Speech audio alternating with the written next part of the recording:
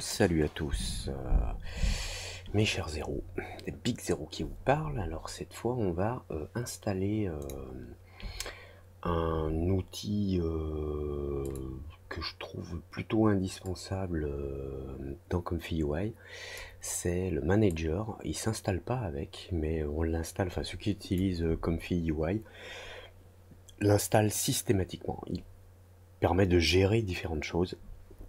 Et c'est très très pratique pour installer des nouveaux custom nodes, c'est-à-dire des extensions de Comfy UI, des espèces de plugins si je puis dire ainsi. C'est vraiment très pratique. Je swap ici. Alors par défaut là on a dans Comfy UI quand même des settings qui permettent de gérer toute la partie interface, on va dire. Il nous manque le manager, on va l'installer puis vous allez voir ce que ça fait. Le plus pratique sans doute c'est d'ouvrir un nouvel onglet de recherche et on va chercher Comfy UI Manager. Et vous allez le trouver sur GitHub dans LTDR Data Comfy UI Manager. Ah oui, je voulais vous dire, il m'arrive des fois de dire Python au lieu de Python, mais c'est pas bien grave. Donc le manager, il est stocké donc sur GitHub dans ce repository. Et pour l'installer, il y a différentes façons.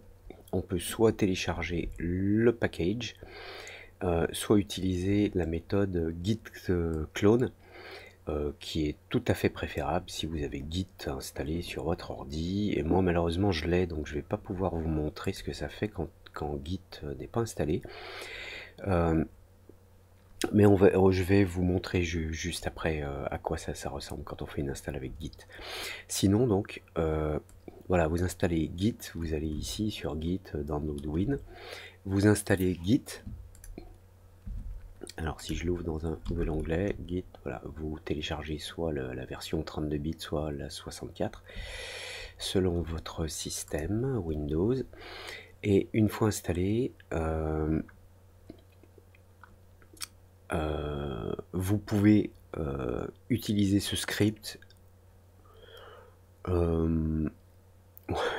Allez, on va le faire. Je clique ici, et en fait il va faire à la main. Excusez-moi, il faut faire un clic droit, enregistrer le lien sous, ce qu'on appelle c'est un fichier .sh, donc c'est un shell. Vous allez l'enregistrer dans votre dossier Comfy UI Windows portable. Si je dis pas de bêtises. Excusez-moi, j'étais en train de dire une bêtise, j'étais descendu un petit peu plus loin parce que quand j'ai vu méthode 1 ici, quand j'ai vu méthode 2, je sais pas pourquoi j'ai pensé qu'il y en avait que 2 et là je suis descendu trop loin, puisqu'après c'est pour différents types d'installation Linux ou quoi. Donc ici sur la méthode 2 vous installez Git et vous allez utiliser un fichier bat, mais en fait ce fichier bat il va faire exactement ce que vous allez faire à la main avec Git. Je sais pas si c'est bien la peine d'utiliser cette méthode bat. Je trouve pas ça très bon. Moi ce que je vous conseille c'est vous installer Git à partir de ce lien. Une fois que Git est installé, vous allez dans votre dossier ici, dans Comfy UI, dans Custom Nodes, vous faites un clic droit et normalement vous avez une fonction dans votre Windows qui s'appelle Open in Terminal. Donc là ça vous ouvre un terminal qui s'ouvre automatiquement sur le bon dossier, si je puis dire. Et vous allez pouvoir entrer des commandes à la main. Si vous n'avez pas le clic droit Open in Terminal, ou vous avez peut-être un prompt de commande ici. Voilà, ça vous avez un prompt de commande. Et vous retournez sur la page de GitHub là, et vous copiez cette ligne, git clone, vous la copiez, vous la collez ici d'un clic droit et vous faites entrer. Et voilà. Et en fait, ce qu'il a fait, c'est qu'il a téléchargé depuis GitHub les fichiers qui se trouvent maintenant ici. Alors, pour que ça fonctionne, il faut redémarrer Comfy UI, parce que si je vais dans l'interface ici, on n'a rien de nouveau. Donc, il faut aller dans... Alors, après, avec le manager, vous pourrez redémarrer Comfy UI depuis le manager, mais même dans les dernières versions, je ne crois pas qu'on puisse le faire ici. Voilà. Donc, dans le Comfy UI qui était... non, c'est pas là. C'est l'autre fenêtre. Alors, je ferme celle-ci. Dans le Comfy UI qui était ouvert, je le ferme. Hein. D'ailleurs, l'interface ici sur la page web nous dit que il a perdu la connexion avec ce message Reconnecting. Il essaye de se reconnecter. Donc on retourne dans notre installation et on relance le Run NVIDIA GPU BAT.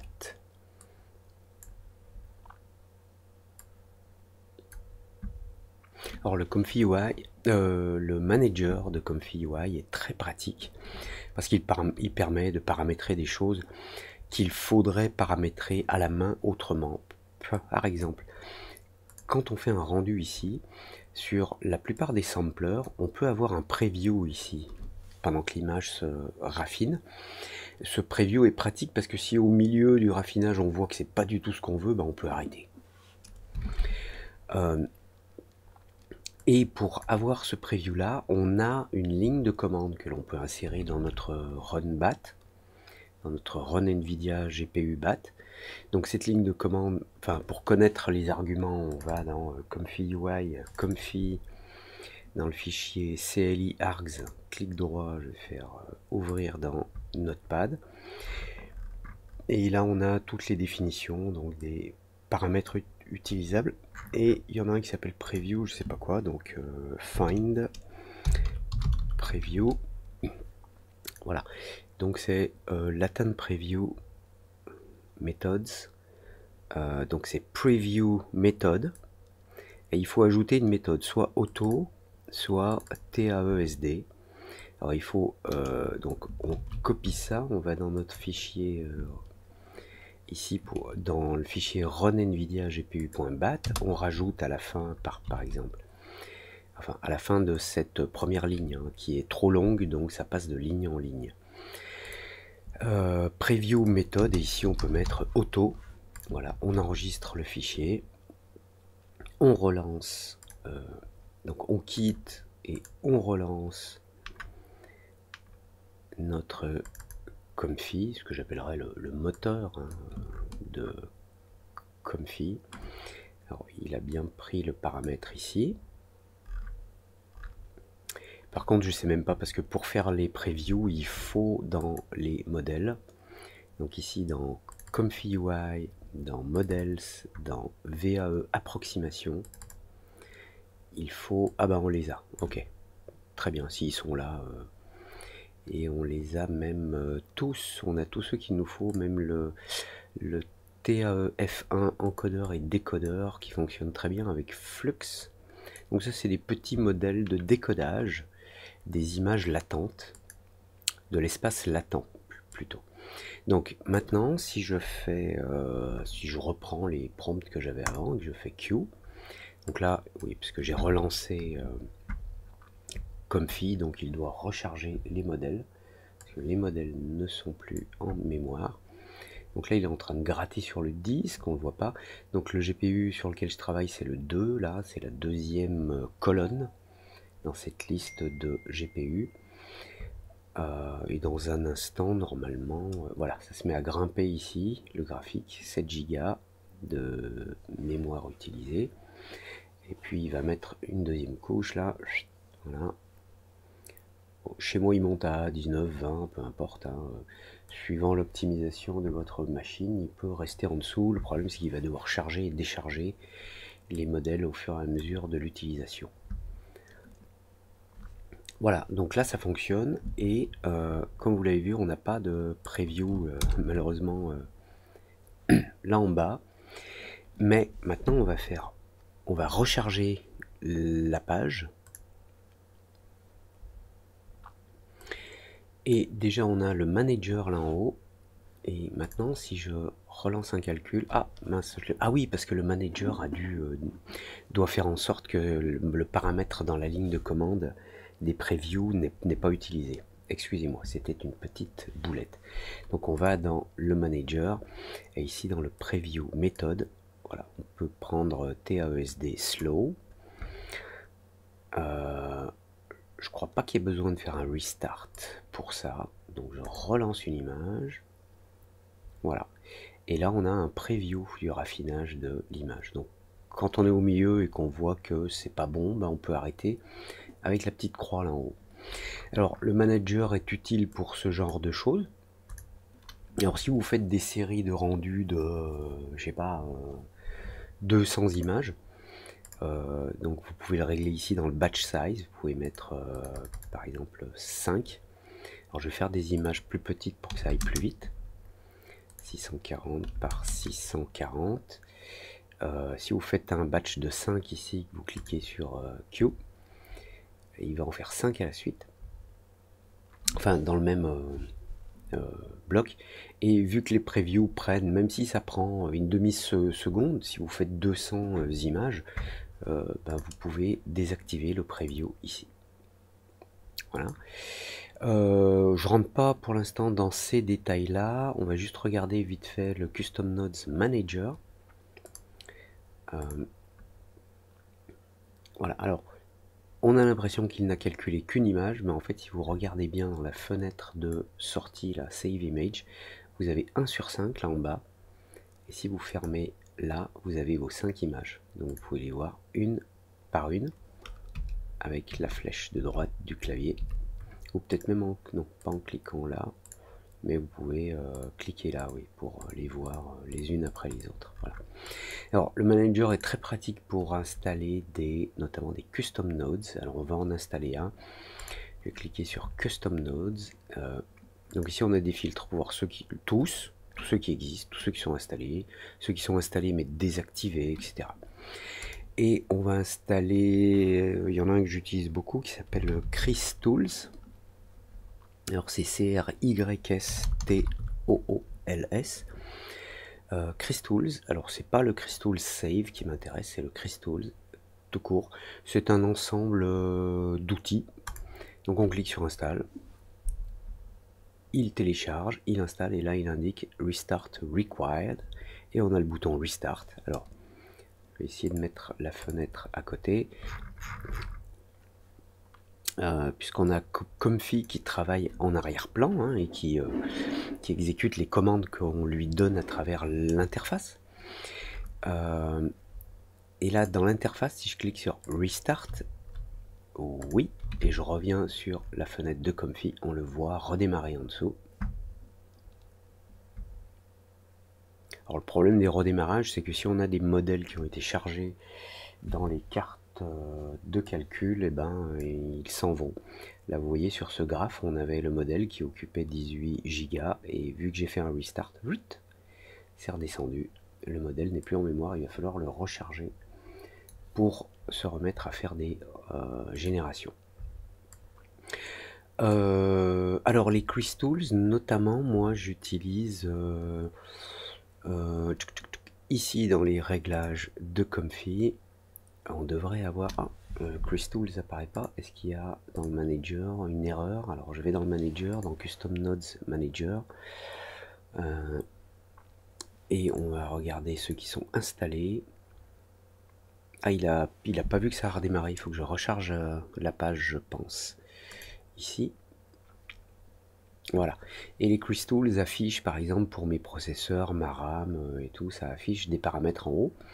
Alors ça se règle là dans les settings de l'interface, dans ChrysTools. Et on peut régler la hauteur de cette barre d'information ici dans Pixel 8. Alors moi j'aime bien les mettre en petit, je veux juste avoir un aperçu pour voir s'il se passe des choses. Le GPU, le CPU et la RAM de l'ordi, ça m'intéresse pas. On va dire que cette carte ne m'intéresse pas. Celle-ci, je la garde. Celle-ci, elle m'intéresse pas dans cette configuration. Celle-là non plus. Et alors, c'est pratique puisque ces paramètres restent enregistrés. Alors, le Crystals fait plein d'autres choses, mais celui-ci, j'aime bien. Il y en a un autre que j'aime bien, c'est le Python GOS, qui propose un autre système que un autre système de slider pour voir les images que celui du Q qui se trouve là. Celui du Q, il est sympa, mais voilà, je lance des images. Donc, bon, il va recharger le modèle. Ben, pendant qu'il recharge le modèle, je vais installer le Python GOS. Python GOS. Alors, c'est Python Go SSSS. Voilà, il y a plein de S. Et c'est celui-ci, Python GOS Comfy UI Custom Script. Donc, je l'installe.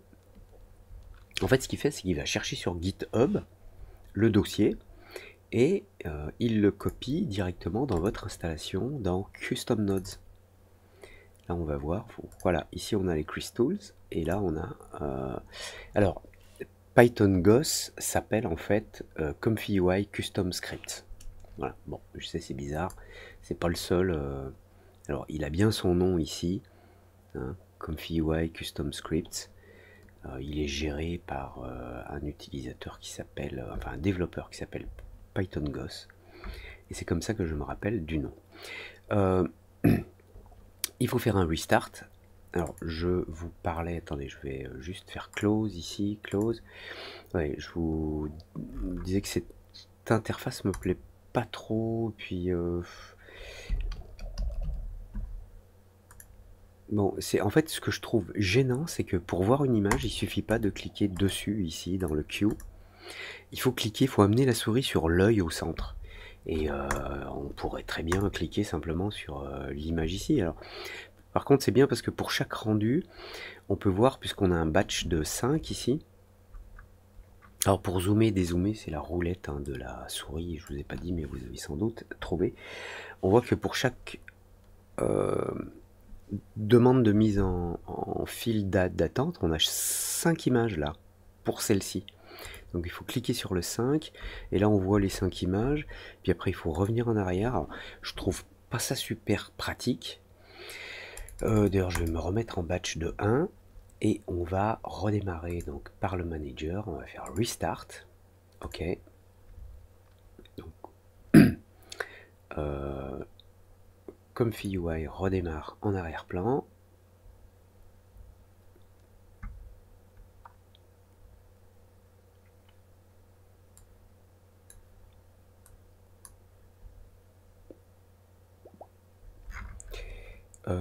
Ah ben c'est bon, excusez-moi, je sais pas ce que j'attendais de plus. On va juste recharger la page là pour être sûr, de toute façon on n'a rien de grave. Voilà, et maintenant avec les scripts, les custom scripts de Python GOS, on a une barre là en bas avec un bouton Resize Feed qui est un feed d'image que l'on peut activer s'il n'est pas là. Alors si je le ferme en bas, je peux le réafficher là sur ce bouton Show Image Feed. Alors n'oubliez pas que cette barre là en haut, elle s'affiche parce que dans la config, dans les réglages de Comfy UI ici, j'ai affiché le menu qui est en version bêta et je l'ai affiché en haut. Par défaut, il est en disable. On peut le mettre en bas. Moi, j'aime bien l'avoir en haut. Voilà. Et si j'appuie sur Show Image Feed, voilà, j'ai une petite barre qui s'affiche en bas. Donc, je vais lancer un rendu. Alors, contrôle entrée. Alors, à nouveau, il recharge le modèle parce que j'ai redémarré Comfy UI. Donc là, ça va super vite. Bon, c'est cool. Donc là, il me fait une image. Vous allez voir, voilà.